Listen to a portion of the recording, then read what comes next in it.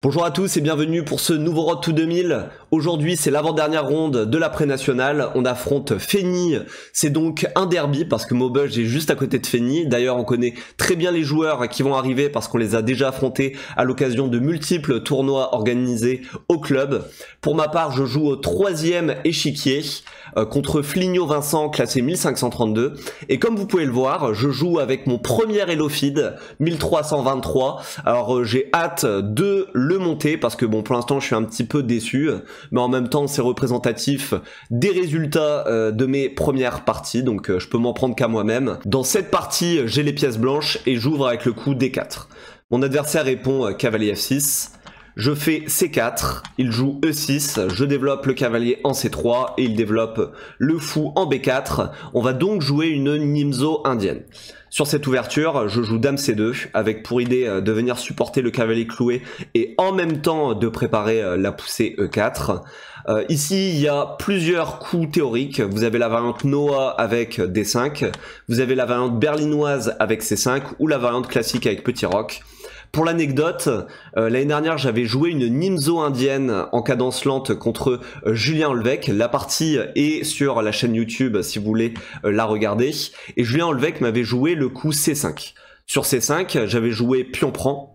Et ici, il m'avait joué le coup que je ne connaissais absolument pas, il m'avait joué Dame C7, avec pour idée de venir reprendre le pion avec la Dame. Et sur ça, j'avais un peu réfléchi et j'avais finalement joué Fou G5, qui vient en fait toucher le cavalier. Et dans cette position, il avait réfléchi pendant 20 minutes, j'étais absolument choqué. Et il avait réfléchi 20 minutes pour finalement jouer le coup Dame D8. Donc là j'étais très content de voir ce coup parce que évidemment venir mettre la dame en C7 pour la remettre en D8 ça peut pas être bon et j'avais finalement gagné la partie autant parce que mon adversaire avait été bien trop long à jouer. Je vous invite à aller regarder la partie si vous l'avez jamais vue. Alors ici mon adversaire n'a pas joué le coup C5, lui il a opté pour la variante classique, il a donc joué Petit Roc. Sur Petit Roc je joue E4, je mets un nouveau pion au centre. Et ici il me joue D5, après quelques minutes de réflexion. Sur le coup D5, je joue E5, je prends encore plus d'espace et je viens déloger le cavalier F6. Sur ça, il me joue cavalier E4. Alors il vient attaquer de nouveau le cavalier cloué. Et là-dessus, je joue fou D3. Alors fou D3, très logique, je développe mon fou et je viens mettre la pression sur le cavalier qui a attaqué maintenant 2 fois. Donc je menace de faire fou prend et après pion prend, dame prend, je gagne un pion. Et ici, je me souvenais que le coup théorique, c'était C5. D'ailleurs, sur le coup C5, j'aurais joué cavalier F3 en fait, qui vient défendre le pion attaqué. Mais ici, mon adversaire a réfléchi pendant 4-5 minutes et lui, il a opté pour le coup F5. F5 qui n'est donc pas théorique. Et j'ai envie de blitzer E prend F, tout simplement. Mais je me dis, Julien, calme-toi, t'es en cadence lente, on réfléchit. En fait, vous voyez, le cavalier maintenant est largement renforcé par la présence des pions D et F. Et malheureusement... ce cavalier bloque ma batterie dame fou. Donc en fait, tant que le cavalier est solide ici, le fou ne joue pas. Et donc c'est pour ça que dans cette position, je ne vois absolument pas d'autre coup que la prise en passant. Je joue donc E prend F. Et ici je m'attendais à cavalier prend. Cavalier prend en fait qui vient défendre le pion attaqué 2 fois par ma batterie. Mais il opte pour le coup plus agressif, dame prend F6. Alors, l'idée de dame prend F6, on le voit clairement, c'est que il met largement la pression sur le pion F2. Le pion F2 est en fait attaqué 3 fois. Faut donc que je le protège. Et je vois que 2 coups candidats ici. Alors, fou E3 qui vient protéger le pion F2 ou cavalier F3. Fou E3, je finis par l'éliminer parce que je trouve que c'est pas une belle case pour ce fou de case noire. C'est plus un fou que j'ai envie de mettre en F4 ou en G5, voire même en B2 à 3 plus tard lorsque j'aurai envoyé le pion B. Mais clairement, en E3, c'est bien trop passif pour le fou, donc par élimination, je joue cavalier F3. Alors sur cavalier F3, mon adversaire joue C5, c'est un coup que j'avais vu, en fait il vient challenger mon centre. Et sur C5, je commence à considérer les coups A3 et fou prend au départ. Sur A3, je me dis, ok, il va faire fou A5 pour maintenir le clouage, et il continue à menacer C prend D4 qui vient attaquer le cavalier cloué. Par exemple, A3 fou A5, je me dis, il menace toujours pion prend, et là je commence à aller très loin dans mon calcul, vous allez dire que je suis vraiment allé loin, mais j'ai vu par exemple, est-ce que je dois jouer B4 ? Et s'il fait pion prend, fou prend, etc. Et je me suis finalement arrêté parce que je me suis dit, doit y avoir bien plus simple que ça. J'ai bien joué l'ouverture, je dois avoir de meilleurs coups que ce charabia ici. Il y a sûrement plus simple. Donc j'élimine A3 et je me dis, peut-être fou prend. Mais sur fou prend, je me disais, pion prend, dame prend, et ici, là, C prend. Sur dame prend, est-ce que j'ai envie d'échanger les dames? Dame prend, cavalier prend, etc. Ici, ça me paraissait pas spécialement intéressant pour les blancs, donc j'élimine. Et surtout, en fait, je vois que, à part A3 et fou prend, bah, y a un coup bien plus simple qui est petit roc. En fait, sur petit roc, j'élimine tous mes problèmes, parce que C prend D4 qui m'embêtait pour les noirs venant attaquer le cavalier cloué, bah, sur petit roc, bah en fait le cavalier n'est plus cloué, donc là bah j'ai plus de soucis dans cette position, donc je suis très content de jouer petit roc. N'empêche que j'ai consommé pas mal de temps.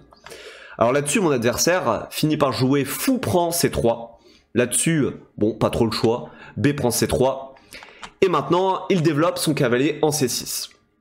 Sur cavalier C6 je réfléchis. Mes coups candidats sont fou A3 au départ. Fou A3 en fait vient attaquer le pion qui est cloué de par la présence de la dame en F8. Mais en fait j'ai éliminé très vite parce que sur fou A3 je me suis dit ok il fait B6, le pion est protégé. Mais en réalité j'aurais peut-être dû aller plus loin parce que là j'ai l'ordinateur en face des yeux et je vois que l'ordinateur me propose D prend C5. Et sur D prend C5 et si il fait pion prend, bah en fait j'ai fou prend, et après fou prend, pion prend, dame prend, bah j'ai gagné un pion déjà, en fait, accessoirement.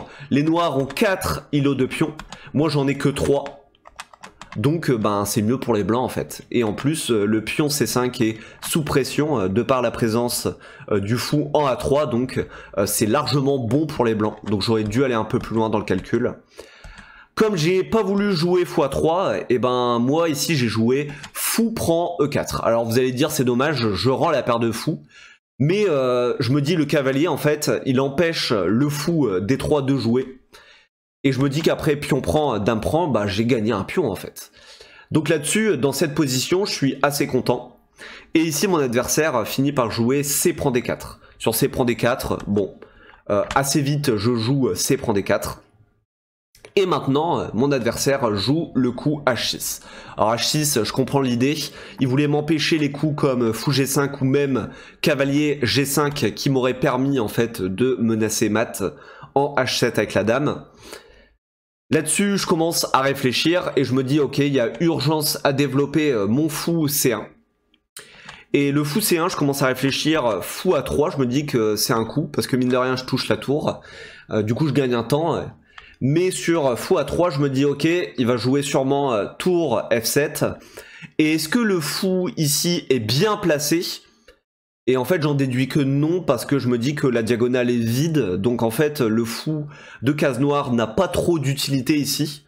Donc je finis par opter pour le coup fou B2. Fou B2, je me dis, il est plus intéressant parce que déjà il y a la dame dans le viseur. Et surtout je me dis que le fou en fait, il a le petit roc des noirs en vue. Et je vais sûrement avoir des menaces à créer sur le pion G7. Donc fou B2 me paraissait plus logique. Sur ça mon adversaire joue dame F5. Et sur dame F5, alors à savoir quand même que c'est le meilleur coup de la position.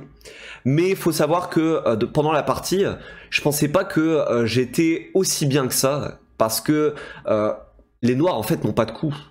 C'est-à-dire, si vous regardez, ben faudrait peut-être développer le fou de case blanche pour les noirs, mais s'ils le mettent en D7, c'est très passif.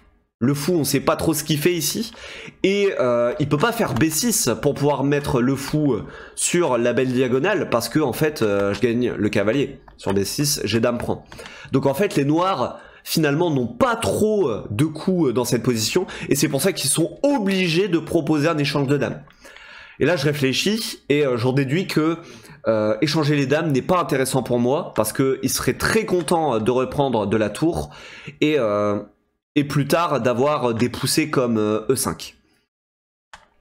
Donc là-dessus, comme l'échange des dames n'est pas intéressant, je commence à me dire, bon, on met la tour F en E1. Alors j'avais réfléchi vite fait avec tour A en E1, parce que je me suis dit, ok, le pion F2, il est toujours indirectement sous pression dû à la présence de la batterie, mais je me dis, c'est bizarre de mettre la tour A en E1 parce que la tour F, ici, elle va être coincée, donc je préfère tour F en E1, et je me dis, s'il prend la dame, je reprends de la tour, et je vais pouvoir faire des batteries ici, d'où je vais mettre la pression sur le pion E6, et ça peut pas être un mauvais coup. Là-dessus, il joue fou D7, finalement il développe son fou ici, et je me dis ok, c'est quoi son idée? Et je commence à me dire, peut-être qu'il veut faire cavalier E7 pour mettre le fou en C6, mais je me dis, wow, c'est long comme plan, c'est vraiment très très long. Et surtout, actuellement il peut pas faire cavalier ici, parce que il y aurait le pion en prise, donc c'est pas un coup qui m'impressionne.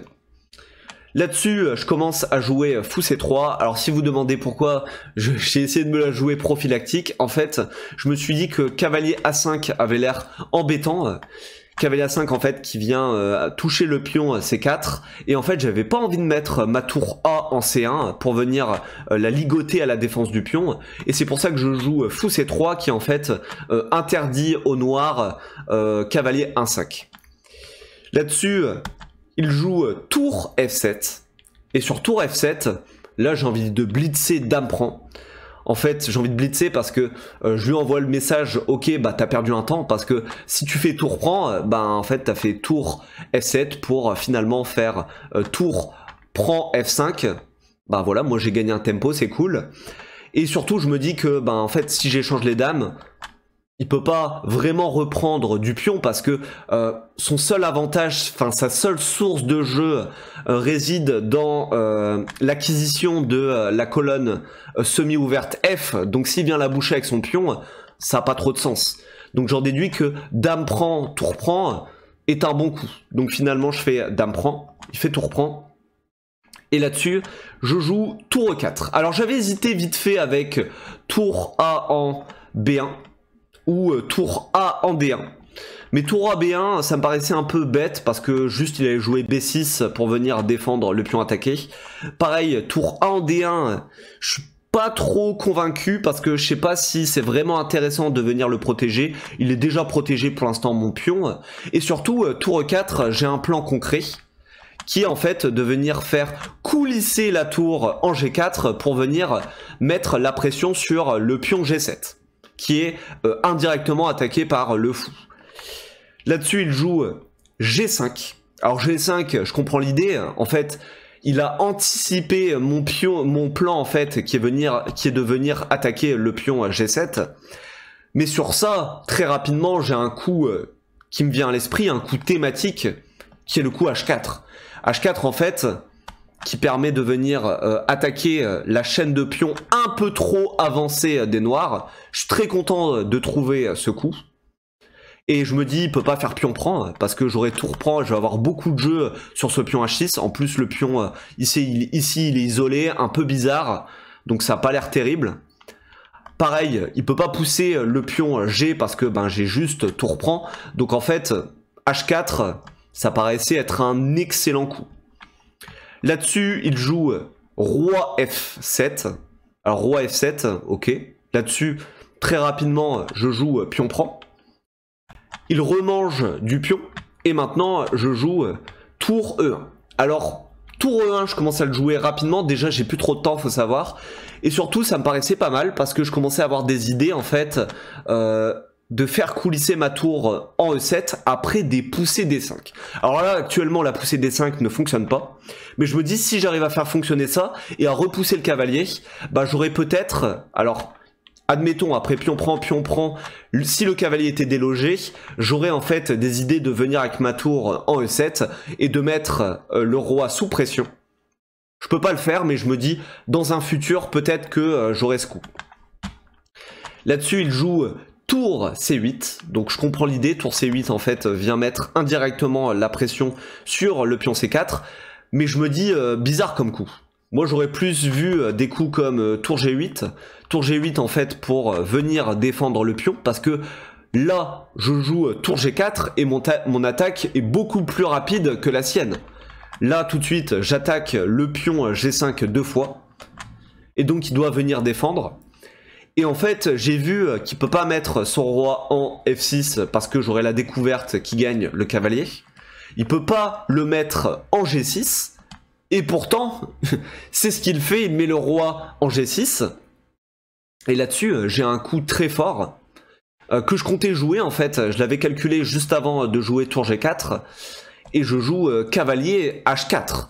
Cavalier H4, échec, vient prendre en fourchette la tour et le roi. Évidemment, il ne peut pas faire pion prend parce que la tour cloue le pion. Et donc, j'avais calculé roi H5. Alors, certes, il attaque ma tour. Je joue cavalier prend, il récupère ma tour, donc ça fait une tour chacun. Mais en fait, j'avais vu que après la suite de coups, je peux jouer cavalier D6. Et en fait, avec cavalier D6, je touche la tour et le pion B7. Et donc... il doit faire tour C7 ou tour B8. Ici, il préfère tour B8, mais je suis très content de ma position. Si vous regardez ici, mon cavalier domine toutes ses pièces et j'ai énormément de jeu sur son roi. Regardez, le roi beaucoup trop avancé. J'ai mes pions en fait qui contrôlent toutes les cases devant et en fait, je vais pouvoir commencer à tisser un réseau de maths. Alors là-dessus, je calcule vite fait. Alors je suis un peu sous pression avec le temps, hein, parce que là, ici, j'ai une quinzaine de minutes. Mais en fait, après un rapide calcul, je vois que le coup D5 fait très mal au noir. Parce que je touche le cavalier, je touche le pion E6, donc pion prend. Mais après pion prend, en fait, si vous regardez, le cavalier C6 n'a quasiment pas de case. Il peut pas aller en B4, il peut pas aller en A5, il peut pas aller en D4, il peut pas aller en E5, il peut pas aller en E7. Et donc il est obligé d'aller en D8 et je me dis que là le cavalier il fait la gueule. Franchement il a rien à faire ici. Toutes ces pièces sont reléguées à la passivité. Regardez, la tour et le cavalier sont vraiment très tristes. Et je vois que j'ai un autre coup forcé dans cette position. Je me dis ben j'ai tour E7. Tour E7, pareil, le fou il a pas beaucoup de cases, il peut pas aller en E8, il peut pas aller en C6, il peut pas aller en B5, il est donc obligé d'aller soit en C8, soit en A4, mais dans les deux cas, le fou il est relégué à la passivité. Ici il choisit fou A4, et là vous voyez, je commence à avoir vraiment un solide réseau de maths autour du roi noir. Malgré tout, je ne vois pas ici que j'ai un mat forcé. Mettez sur pause pour le trouver. En fait, ici, c'est mat en 4. C'est mat en 4 avec F3 échec. Sur F3 échec, le roi noir, il n'a pas de meilleur coup que d'aller en H5. Et après H5, vous avez G4 échec. Si le roi noir revient en H4, bah, il y a du fou E1 échec, force, roi H3 et tour H7 mat. Et si le roi va en G6, vous avez tour échec qui force roi H7 et cavalier F5 mat. Et enfin, si il choisit la case H6, vous avez du cavalier F5 échec, force roi G6 et tour G7 mat. Alors excusez-moi, hein, j'avais plus qu'une dizaine de minutes, un peu la pression du temps quand même. Moi, j'ai pas opté pour F3 échec, malheureusement. Ici, j'ai joué fou E5. En fait, j'étais content de trouver ce coup parce que je contrôle la case F4, donc par rapport à mon réseau de maths, et en même temps, je me laisse une découverte sur la tour B8. Mais ici, mon adversaire décide d'abandonner. C'est donc une victoire. Performance, victoire contre un classé 1632. Ça fait très plaisir. J'ai l'impression d'avoir joué une partie plutôt solide. Alors je suis conscient que j'ai dû rater 2-3 petits trucs après la partie, mais ça n'empêche que la partie dans son ensemble est plutôt correcte, je le pense. On envoie un bilan de partie. J'ai joué à 83,7% de précision, 73,3% pour mon adversaire. Le graphique il montre que j'ai dominé de bout en bout la partie. Elo estimé à 1750 pour moi, 1450 pour lui. Et c'est parti pour le bilan. Donc jusque là c'était théorique. Et C5 qui est une erreur pour lui. Alors à noter quand même que au moment où j'ai joué cavalier F3, je l'ai pas dit pendant l'analyse, mais j'ai vu que Dame G6 était un coup pour lui. Dame G6 en fait, l'idée, alors je vous montre à l'analyse, sur Dame G6 en fait l'idée, c'est de venir renforcer le cavalier en E4, qui est en fait attaqué 2 fois et défendu qu'une seule fois, et en même temps de venir mettre la pression sur le pion G2. Donc sur Dame G6, en fait, je peux pas faire petit roc, parce que ici, il aurait le coup tour prend F3. Tour prend F3, je peux pas reprendre la tour parce que le pion G2 est cloué. Donc en fait, au moment où je joue cavalier F3, j'étais dégoûté de pas avoir calculé Dame G6. Je me suis dit, Julien, c'est encore un coup que t'as raté. Heureusement pour moi, il l'a pas joué. Alors je joue cavalier F3, bilan... C5 était une erreur, donc je vous ai expliqué pourquoi. Dame G6 c'est le mieux. Alors Dame G6, je vous montre les coups quand même. Il aurait fallu que je joue Roi F1. Et Roi F1 c'est peut-être pas un coup que j'aurais trouvé, hein, honnêtement. Bon malgré tout ça reste léger avantage blanc, hein, plus 0,88. Donc lui il a joué C5, malgré tout. Ça m'arrange. Ici je fais petit roc, qui est un excellent coup.